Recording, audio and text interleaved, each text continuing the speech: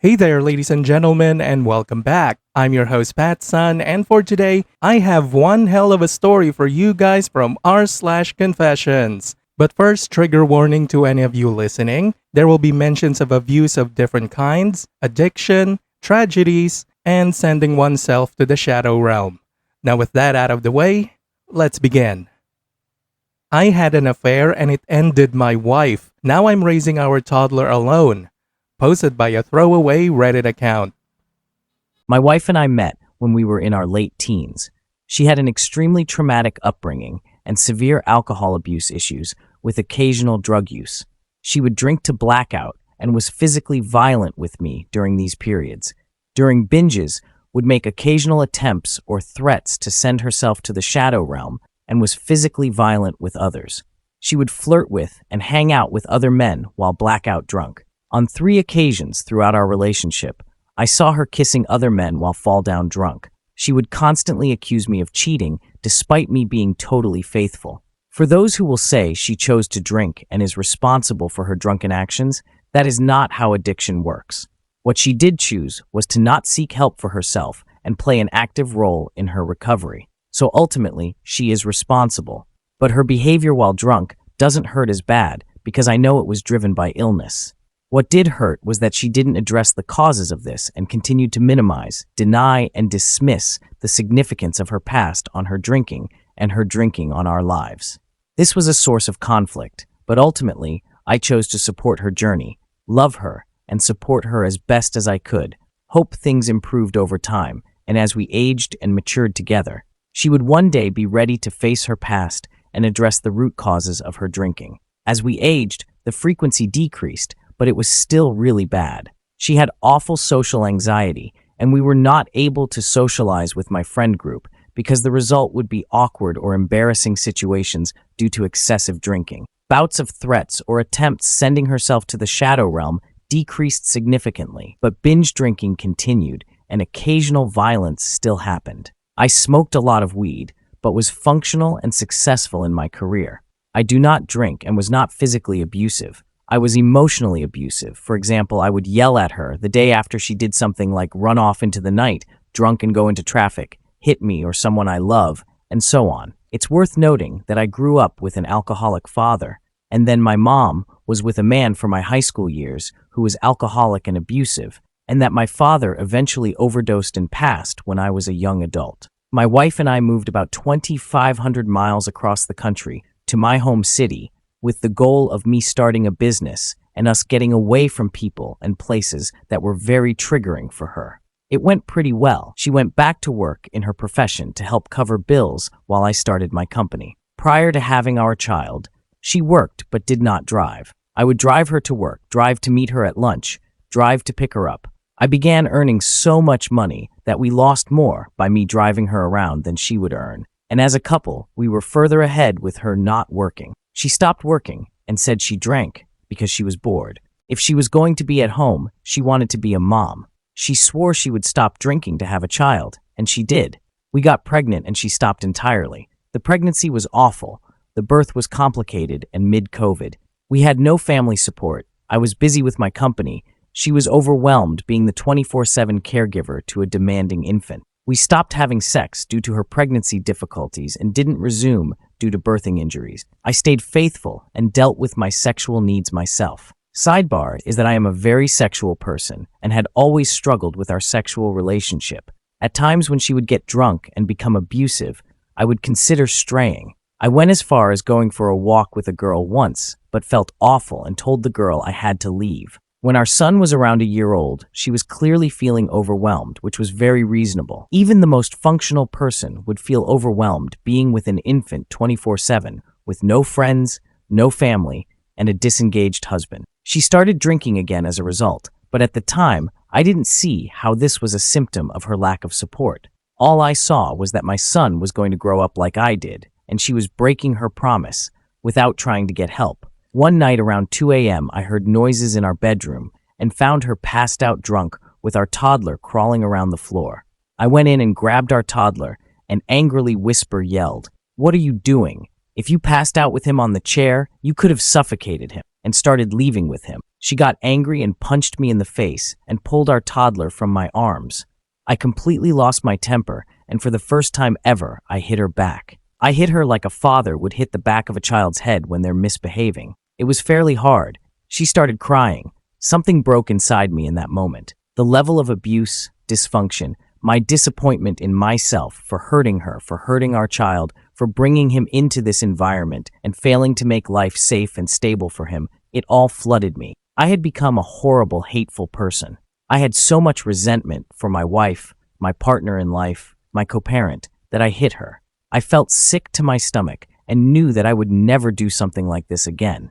If I ever got near that point, I need to leave, not just the physical space, but the relationship. The next day we talked, and she said she deserved it and knew she needed to change. More of the same, not addressing the issues, but feeling shameful and swearing off drinking for a time, only to eventually build enough resentment and stress to justify returning. Infrequently, binge nights happened, but they were limited to her playing loud music, which was upsetting, but I did my best to ignore it and try to sleep. We moved to a new house in the fall of 2022, and things were good in terms of drinking. She didn't really drink at home at all. We had sex maybe twice a month, but it felt like a chore and seemed to hurt her. Life was a grind. I would get up, work, come home, do childcare, and she would try to see me for a bit after our toddler fell asleep.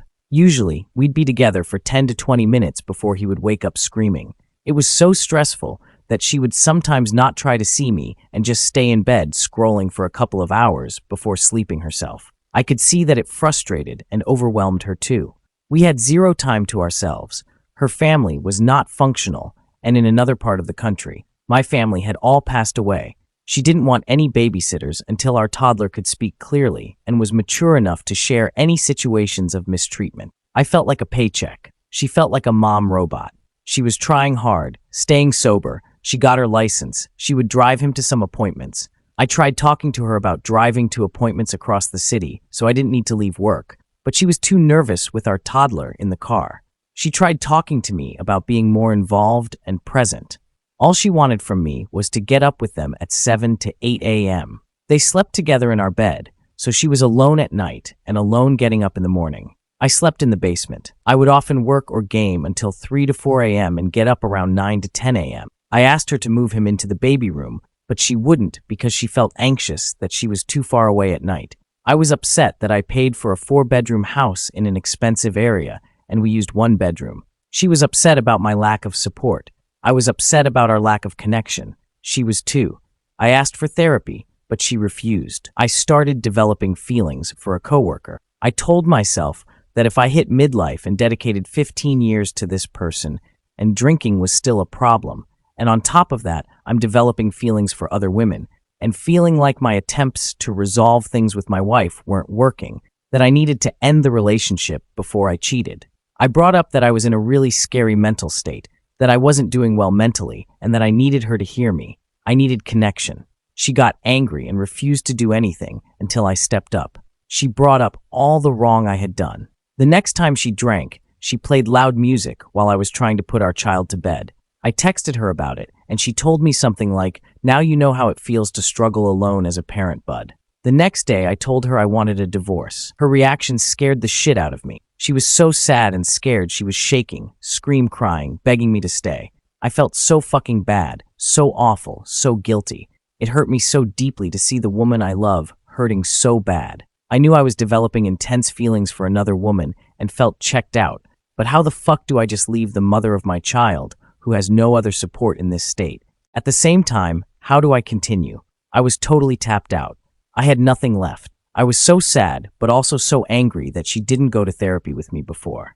That I went through more than a decade of intense abuse and infidelity. She refused to address it, but now that something is hurting her, she is totally invested in therapy, and that I don't want to, was seen by her as unfair, not giving her a chance, abandoning and betraying her. It was so hard. I told her I don't want to reconcile until I see her do the work to address the root causes of her drinking. No more caving and forgiving because of promises to be better. I need to see it first. My feelings for my coworker were getting stronger as we worked closely together. I told myself I need to either forget about other women and totally dedicate myself to my wife altogether and accept a lifetime of struggle with these issues, or try connecting with another woman to see what it's like. I began opening up about my emotional pain to my coworker. She told me she was going through a breakup, and I lied and said I was too. I took my ring off at work so she would be more open to talking to me deeply. I thought I would wait until my wife had done some therapy and cut off the conversations with my coworker if my wife put in the effort and made progress. My wife wouldn't go to therapy solo or AA. She said she doesn't need it and was only interested in going with me. This made it seem to me like she wasn't focused on her drinking or her trauma, only in reconciling. To reconcile, I needed her to make that shift. I was growing closer with my coworker, and we started going for drives outside of work at night. My car broke down in a remote spot, and it was the middle of a cold snap in March. The tow truck was a 2-hour wait. We huddled up, and I put my arm around her. I hadn't had sex or orgasmed at all in weeks and was not thinking clearly. I started touching her sexually, and we had sex. It was very fast, only a couple of minutes. As soon as I finished, the tow truck came. I took her home and went home myself. I felt sick, and I went to what was now my basement apartment and cried while I cleaned myself. I reached out to a male friend who told me to deny until I die. I thought my wife might kill herself if I told her, but I wonder if we could have worked through it. Maybe I was just selfish and a coward. Weeks went by, and I did couples therapy with my wife. I wasn't able to invest fully because of my connection with my coworker. Even without her, I don't know if I would have been able to succeed in couples therapy. When I brought up the years of unaddressed abuse, resentment, and betrayal, my wife would fairly point out that it was years ago. I'm just focusing on the negative. Let's move forward. We couldn't seem to focus on and get validation about my past hurts with her, and she didn't want to do AA or therapy individually for her trauma. I stopped going to couples therapy and started engaging with my coworker more. I told my wife that I needed space to think and just see if my feelings change. This was true in a way, but I didn't give her a fair shot at all because there was no space for my feelings to change. She stayed sober and was an absolute rock star mom and partner. I feel so fucking awful for being unfaithful to her. She caught on and started finding evidence. She found my coworker's hair on my shirt and asked me about it. I denied it. She went through my phone records and saw I'd been calling her often. I told her I had developed a connection with her and was confiding in her, but that's it. That wasn't true. She demanded I stop. I told her I would. I did for a few weeks, but started again. She found cat hair on my clothes one night. I denied it was due to being at my coworker's house. She found sex stains on my pants one night. I said it was from masturbating. I mentally abused her by gaslighting her. She knew she was right, but wanted to believe me so bad, and I took advantage of that. In September of 2023, I still maintained that I wasn't dating, but that I wanted to. I encouraged her to go on dating sites and start dating, that I would watch our toddler for her so she could date others and have the romantic connection and simple human connection she craved. Unfortunately, this caused so many triggers for her that she began drinking again. It got bad, fast. I found her at home unconscious, drunk during the day, with our toddler running around. I told her I would have to take him away if she didn't get help. She swore she would, but things just got worse. She started going on 2 to 4 day benders, showing up high on something, not looking, talking, or acting like herself. I was so hurt and so angry. I started sleeping at my coworker's house a few nights a week and set up cameras at home to make sure our toddler was safe while I wasn't there. She asked me for help, and I gave her therapists' names and offered to pay for everything. I was also giving her $2,000 to $3,000 a month spending money while carrying all expenses except groceries. I offered to get maids to take care of cleaning and reduce the load. We reached a point where she said she needed to be out of this house and away from my clothes, my smell, my presence, so she could heal. I told her I needed the freedom to drug or alcohol test her at any time to make sure our toddler was safe. This became an emergency court action, and she eventually agreed. I helped her get a new townhouse, gave her the car, but she drove drunk and crashed it twice. My insurance covered the repairs both times, totaling $17,000. It became very scary. Her grandma died, who was one of the last people who she felt connected to. I could see a dark change in her, and she began wearing her grandma's hats and bracelets. Her other grandma died not long after, and she got even worse. I reached out to my wife's brother to express my concern, and to my surprise, he was not angry with me. He was just as scared as me, and we met to talk about our fear that she was dying. Selfishly, my thoughts were that I could never escape being the rescuer to my wife's emergencies. There was always an emergency. If I wasn't having an affair and simply ended our marriage, it would have still been a 10 out of 10 betrayal, and she still would have viewed me the same way. I think, who knows if I'm right. I held fast and didn't end my affair to reconcile or just be a support for her. I maintained that she needed to go to AA, go to therapy, and stop going on 2 to 4 day benders, forcing me to be off work and scaring our toddler. I decided to move out in March 2024. My wife got her own place in April 2024. I couldn't financially manage paying my wife $2,000 per month net to help her survive, while also paying for my own household and expenses. I cut my work hours from 50 hours per week to 20 so I could watch our toddler. This allowed my wife to work. My coworker and I were becoming more serious, and I opened up to my wife about the fact that I was dating her, but lied about the timeline. I said I started dating her in October. She was devastated and confirmed that I had been lying the whole time. She said she was not comfortable with my coworker being around our child until we had been dating for a year. My coworker said she needs me to be completely honest with my wife. No more lies, no more half-truths. So I was.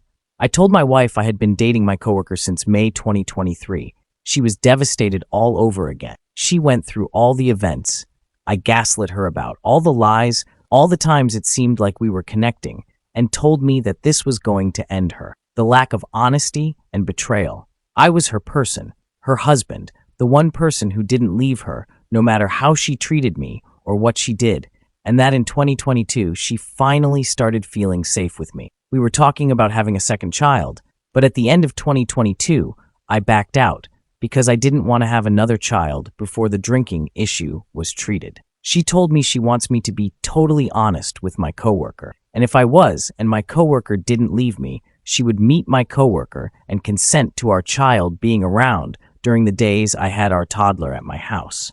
I told my coworker 70% of the truth, but didn't tell her that I sexually cheated on her with my wife 3 times over the course of the year. Obviously, my coworker felt hurt, betrayed, angry, sad, and demanded that I don't continue conversations with my wife. I don't go to her house. I don't play the role of her support figure. I should have said too bad. I know it's unfair, but this is my child's mother who is in crisis, and my primary job right now is to come clean about everything and try to help my wife get sober and healthy. I didn't, though.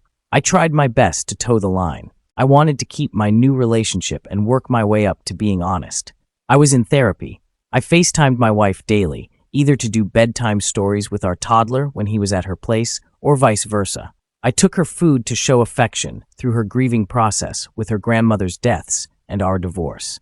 In mid-May of this year, I realized I couldn't do this. I would rather be with my wife, drinking or not, and do my best to help her. Seeing her in this much pain and knowing how much I contributed and how awful I was, I knew I had to stop what I was doing. I called my mom. She lives far away, in case anyone wonders why she was not a family support for our child, to tell her the truth about everything. My mom was very disappointed in me, but supported me in returning to my wife. I decided to sleep on it. If I still felt so strongly and so certainly the next day, I would tell my coworker that I am sorry, but I must prioritize my family. In the morning, I got a call that she had passed by, sending herself to the shadow realm the night before. She left a note saying that she could not handle the PTSD and nightmares from me gaslighting her. She was clear in the note that this was my fault, that I betrayed and abandoned her and left her alone during the worst time of her life. She was clear, explicitly, that I ended her. The coroners and detectives warned me not to read the note, but I had to know. I came clean to my coworker about everything, including my intent to leave. Now I have lost my wife, the mother of my child, my person. I see clearly now how, despite her flaws and faults, and although her drinking was not my fault, the stress I caused her that often triggered her to drink was my fault. I see how much more I could have done. I see how horribly abusive I was. My wife was too, but not in the recent past. I see how distorted I was. I wake up in the night often. I cry constantly. I have breakdowns multiple times per day. I shake. I feel sick. I might as well have ended my wife myself. My child is going to grow up with no family except for me. When they are 18 and asks me the truth about their mom, I will tell them and they will hate me. I don't need any of you to tell me how awful I am. I already know. I want to die. If it wasn't for my toddler, I would send myself to the shadow realm. I now struggle day to day trying to stay alive to look after my child. I hate myself. I hate what I have done. I hate that I will never have a chance to explain to her. I hate that I slept on it. I was less than 12 hours away from making my decision while she was alive, and I'm certain it would have prevented her end. Why? I hate that I prioritized the person I knew and dated for a year over the person I was with for 15 years, married, and had a child with. Yeah, she abused me. Who fucking cares? She would have always been there. If I had put in more effort, she would have been okay. All she needed was some support. She was alone in the world except for me, and I checked out on her. Yeah, she refused so many chances to heal or address her issues before, but who the fuck cares? Why be spiteful or say should have changed when you had the chance? All that matters is that she was ready, that it wasn't on my timeline, didn't warrant my spiteful withdrawal.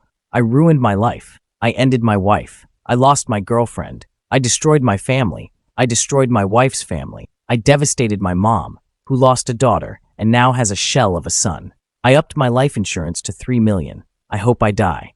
My child will be set for life and will not have to deal with having a monster for a father. So many people tried to warn me. My coworker asked me many times if I was certain I was done with my wife. She said if I wanted to try again with her, I could, and she would wait for me. My best friend warned me.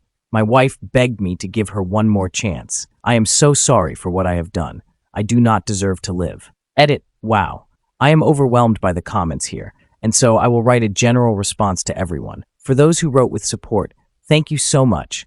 The comments of support from strangers are oddly comforting. I am doing my best to heal, though at this point it does feel like recovery from this is not possible. I am trying to take the perspective that this is the emotional version of a catastrophic physical injury, where the best outcome possible is recovering some ability and making peace with the ability that has been lost. For those who can relate, I am sorry. If you can relate to my story, you have likely gone through a lot of pain and a lot of experience with severe mental health issues or addictions. I hope you find healing in your life. For those who wrote that this is fake, I think it would be good to reflect on why you think it's important to post comments like this. What is gained? The best case scenario is you are correct and someone is hurting so much in their personal life that they make up fake stories to get some type of connection. Someone without comfort in their life is a human being in need of help. Why would you want to prioritize catching them rather than giving them support? I checked a couple of profiles of people who wrote these negative comments about fake posts, and generally, the comment histories are intense, negative, and angry. If this is you, I hope you find whatever is missing from your life that is hurting you so much. For those who wrote hateful messages about my wife, I think only someone who has been hurt by others who have addictions can lack empathy and feel so justified in condemning another human being. I hope you are able to heal from your anger and find peace in your life. Addiction is horrible, but is only a symptom of the pain that person has been through. Some people have enough support to heal and overcome this, but not everyone does. It is helpful, I think, to not judge people who are struggling in this way. For those who messaged me wishing the end upon me, I think only someone who has been hurt by another person in their life, who has done something like I have done, could be so angry that they would wish the end upon me. I am sorry you have experienced so much pain in your life, and I hope you find healing. For those who ask kindly for clarification about certain points that seem unusual, my mom lives very far away, so it was untrue to say that all my family has passed away. For someone like me, who grew up with grandparents, aunts and uncles, mom and dad, it feels like I've lost everyone. I understand if some of you believe you've caught some major mistake, and this proves conclusively this is a fake story, and you are entitled to that belief. It does not justify you sending messages of hate. Regarding the term coworker versus employee, I have never viewed those who work for me as less than. I go out of my way to not call myself boss or them employees or subordinates. Totally outside the point of my post, I also go out of my way to avoid creating a dynamic at work where I am clearly superior to anyone else. Like the above, if you believe this is proof that my story is fake, that's okay. But again, please don't act hatefully. You can just move on from the post. TLDR, I had an affair, triggered my wife's addictions. Now she's gone. Okay, so let's pretend that this story is real just for 1 minute. OP, her bringing up in therapy that you were only focused on the past was completely wrong for her to do. Your trauma is just as valid as hers was. She just didn't want to admit it because she was the cause of all of it. Even in the very end, she still gaslit you and traumatized you by making you think that what happened to her was all your fault, when in fact it was not. It was her life, her choices. Yes, you should have never cheated back, dick move. Yes, you should have left her from the very beginning, white knight move. No, you should have never had a child with someone like that, stupid move. Now the kid will grow up just as miserable as you did. Now that is all your fault. Go to therapy, man. Viewer support is the best way for me to remain independent and continue bringing you these daily videos, which will always be here on my channels for you to watch absolutely free. So please consider subscribing to me on Rumble and on YouTube. Both will be linked in the description box down below. Thanks for listening, everyone. If you even somewhat enjoyed today's story, make sure to give this video a thumbs up, and if you really like it, consider subscribing to PattSun to never miss a future upload. Stay strong.